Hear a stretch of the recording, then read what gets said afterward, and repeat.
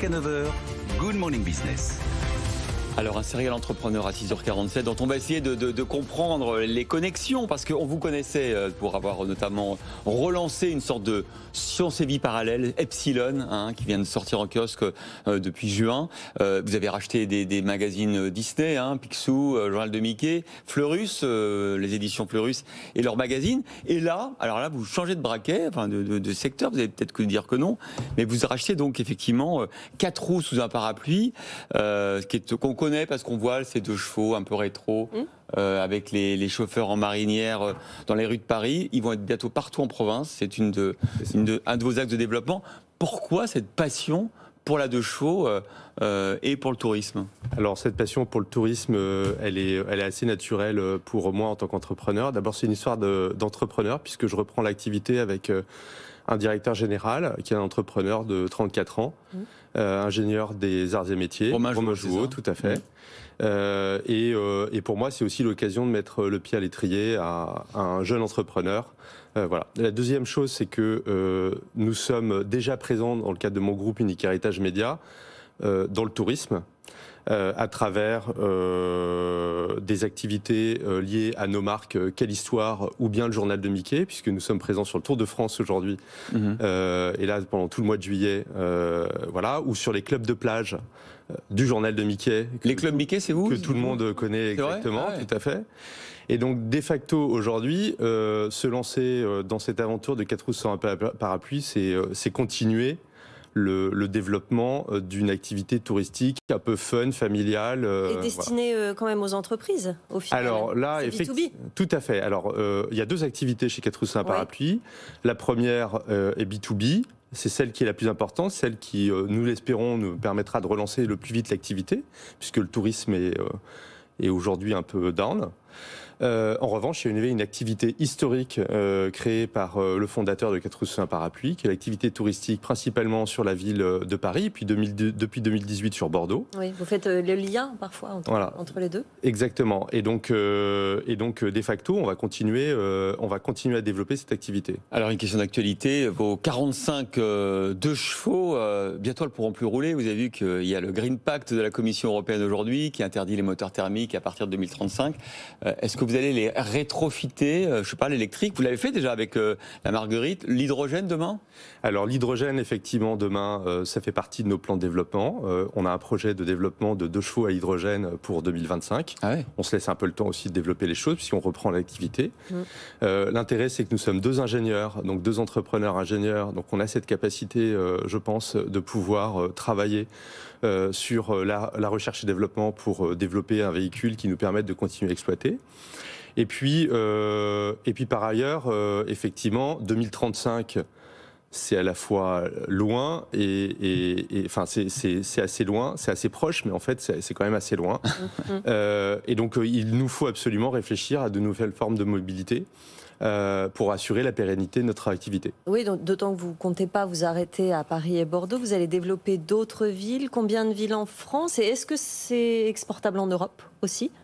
Alors, exportable en Europe, nous n'en sommes pas là, mais ça fait partie ça peut faire partie des options de développement. Aujourd'hui, nous avons prévu de nous développer sur 3 destinations françaises. Donc, on a commencé par Bordeaux en 2018. L'objectif, c'est de nous déployer également sur la région Rhône-Alpes avec Lyon et Annecy, qui sont des grands centres de rassemblement corporate, de centres de congrès, et puis en région PACA, de telle façon à pouvoir continuer à développer l'activité. En fait, ce qu'on veut, c'est faire connaître la marque 4 roues sur un parapluie, avec ce côté fun, qui permet de se rassembler entre collaborateurs et de finalement profiter de la liberté retrouvée. Ce qui est absolument fondamental, c'est que ce qui est absolument clé, c'est que 4 roues sur un parapluie, c'est une entreprise qui exploite des 2 chevaux, qui sont complètement l'emblème, et aujourd'hui on est le 14 juillet, d'un savoir-vivre. C'est pas un savoir-faire, c'est un savoir-vivre à la française, avec une forme de liberté très forte.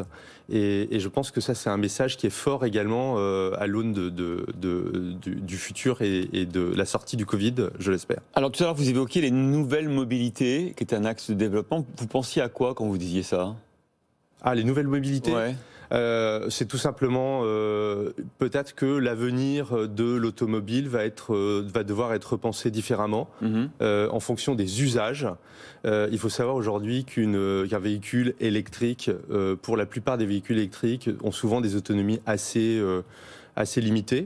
Mais sont souvent assez adaptés à l'usage que l'on peut en faire. Et donc c'est une des raisons pour lesquelles nous pensons qu'à la fois l'électrique ou bien l'hydrogène peuvent permettre de développer des nouvelles formes de mobilité. Donc la façon de penser la mobilité. C'est-à-dire avec de l'autopartage, par exemple? Ça peut être de l'autopartage, ça peut être... voilà. Après, ce ne sera pas notre métier, nous, en tant que 4 roues sous un parapluie, de faire de l'autopartage. Mais je suis assez persuadé que l'avenir de l'automobile va être tourné vers de nouvelles formes de mobilité, de nouvelles formes d'utilisation des véhicules. Vos chauffeurs actuellement, ce sont vos chauffeurs, ils sont salariés ou Alors nos chauffeurs, nos chauffeurs ne sont pas salariés. Oui. Nos chauffeurs sont des guides touristiques qui ont cette qualification pour certains de guides touristiques officiels, bilingues. Vous allez en recruter et aujourd'hui, nous avons à peu près une quinzaine de chauffeurs aujourd'hui.